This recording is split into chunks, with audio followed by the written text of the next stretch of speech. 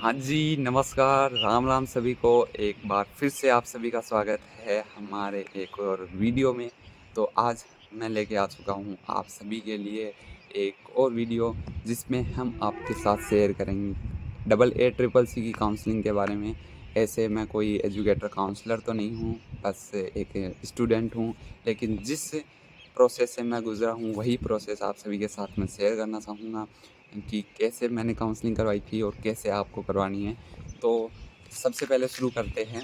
Double A triple सी की counselling का जो वेबसाइट है वो AACCC.government.in है। उस पे उन्होंने शेड्यूल बहुत ही पहले जारी कर दिया था। उनकी सीट मैट्रिक्स भी जारी हो चुकी थी, तो आप उन सीट मैट्रिक्स के अकॉर्डिंग देख लेना कि किस कॉलेज में कितनी सीटें खाली हैं। उसके अकॉर्डिंग आप चॉइस फिलिंग करना, रजिस्ट्रेशन करना कि डबल ए ट्रिपल सी की जो काउंसलिंग है, सेंट्रल काउंसलिंग जैसे बोलते हैं, उसमें मेरे को उस कॉलेज में मेरी कॉलेज में जो कॉलेज आप लेना चाहते हो उसमें सीट कितनी क्या खाली है, मेरे को मिल सकती है कि नहीं मिल सकती।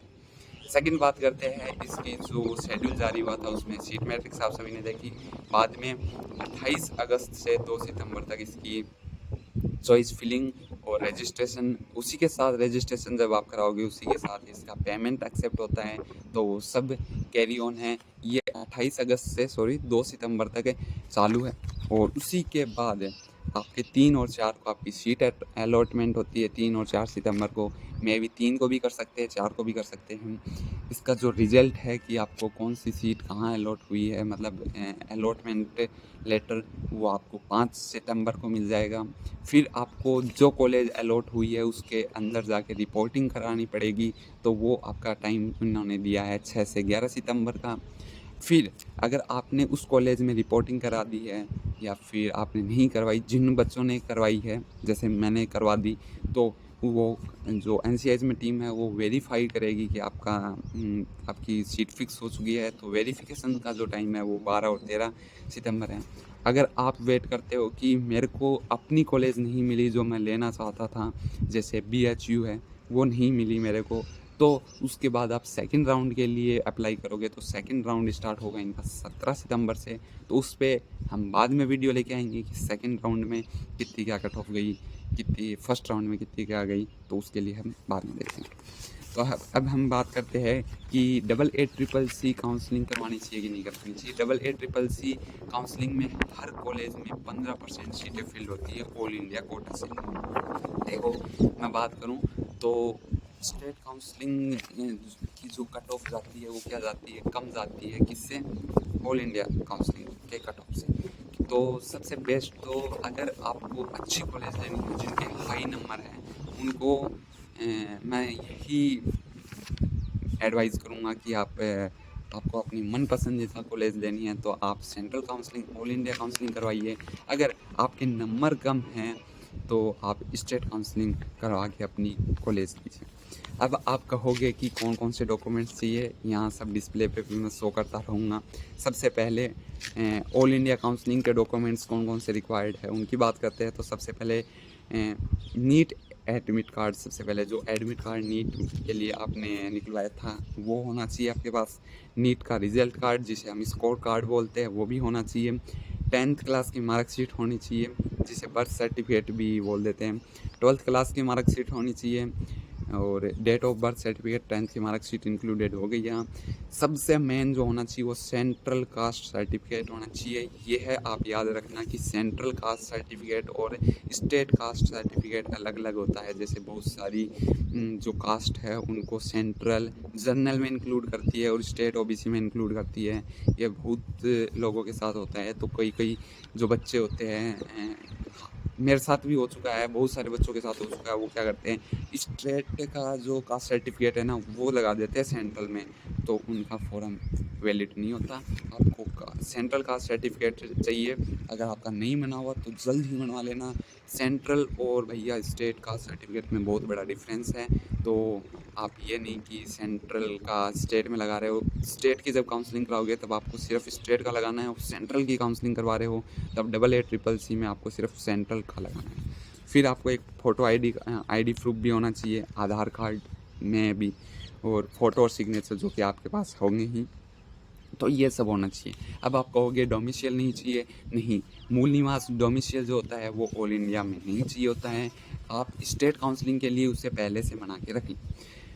सेकंड बात मैं यही करूँगा, ये सब डॉक्यूमेंट्स आपको रजिस्ट्रेशन में नहीं चाहिए ना, तो आप जब कॉलेज में अलॉटमेंट आएगी, आप कॉलेज में रिपोर्टिंग करने जाओगे, तब आपको ये चाहिए। मैं ऑल इंडिया काउंसलिंग की अगर बात करूँ तो ऑल इंडिया काउंसलिंग जब होती है तो आपको रिपोर्टिंग एक, जैसे स्टेट काउंसलिंग की जो रिपोर्टिंग होती है तो वहाँ पे जो रिपोर्टिंग होती है वो आपको एक यूनिवर्सिटी में या फिक्स एक लोकेशन दी जाती है। लेकिन ऑल इंडिया काउंसलिंग में आपको कॉलेज मिलेगी तो आपको डायरेक्ट उस कॉलेज में जाके अलॉटमेंट करवाना पड़ेगा, उस कॉलेज में जाके जो कॉलेज अलॉटेड हुई है उसमें ही जाके आपको रिपोर्टिंग करानी पड़ेगी।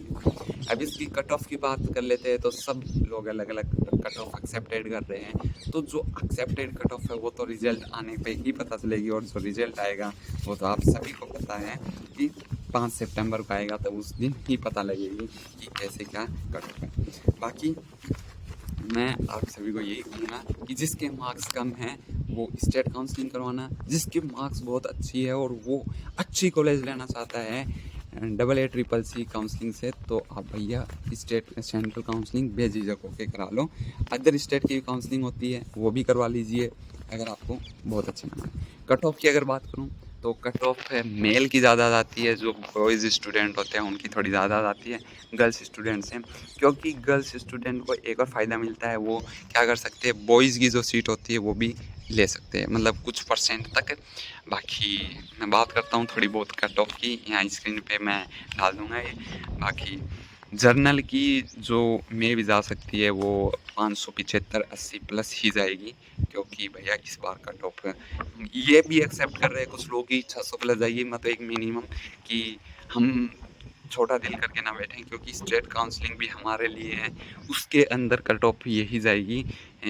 सेंट्रल के अंदर थोड़ी ऊपर चली जाएगी, मान लीजिए सेंट्रल के अंदर 600 चली गई तो आप मान के चलिए कि 590-80 के आसपास जाएगी स्टेट काउंसलिंग में। तो मैं वो कट ऑफ बता रहा हूँ आपको, जो कि आगे की काउंसलिंग में भी हेल्प करेगी। जनरल की जो कट ऑफ जा सकती है वो 575 प्लस जा सकती है, 575-80 प्लस जा सकती है। EWS OBC की आपको कट ऑफ 575-70 के प्लस से आराम से मिल जाएगी। SC की कट ऑफ आपको लगभग 530 के समथिंग या 520 के समथिंग आराम से मिल जाएगी। ST की कट ऑफ 20 बार हाई जा सकती है, 575 प्लस 475 प्लस सॉरी आराम से जा सकती है।